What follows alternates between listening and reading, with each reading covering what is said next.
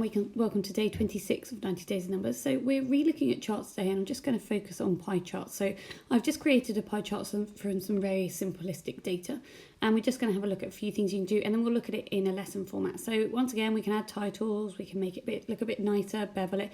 We can also rotate the angle. As you can see in the background, you can see the pie chart just moving around. We can also look at the depth. It's not really that relevant, but it might be useful for some things, make it a bit clearer. Also, we can go between what the values show. So it can be percentages, or it can be the actual number, percentage number as well. So these are some quite nice things to do.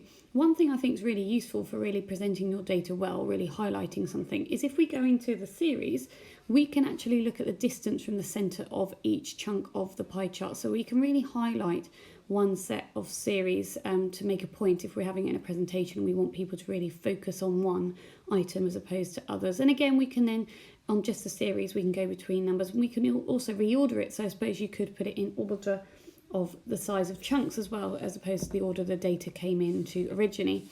So I suppose the important thing for educators is how can we use this in the classroom. So what I've created here is a simple worksheet that actually asks pupils to create a pie chart and then uses that to answer some percentage questions. So we've highlighted the data again, and we've got our pie chart, and then down the bottom I've added tasks. So for example, how many showed that their favourite fruit was apple, and then they have to use the percentage that's in the pie chart as well. So they'd have to actually be using the pie chart to get their answers. You could always conditional format this table, as I've done in my previous 90 Days of Numbers recordings, so that the numbers and the answers that the pupil typed into this box down the bottom here where I'm typing now would appear as green if they'd got it correct.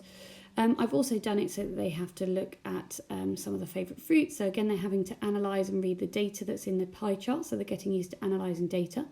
But I've also asked them to look at what we did a minute ago with editing the series and picking out and highlighting some of those key facts. So they're getting used to the skills in numbers as well. We're not just relying on their maths knowledge, we're actually getting them used to using those skills within the numbers application. So they're getting IT skills as well, which obviously they might need to use if they're presenting in the future when they're older. So for this one, they're just pulling out the apple data of how many apples were people's favourites, and they're going to pull out the strawberry one as well. So they're going to highlight those two different wedges, and then they can write that in a table down the bottom. So this is just one way you could use it as a worksheet in your lessons, so that pupils are actually using these skills, using the math skills, but also using the ICT skills at the same time, learning how to use numbers themselves so that they can take that away into the future. I hope you enjoy this, and we're going to continue with charting as we move through. We'll start to look at interactive charts over the next few days.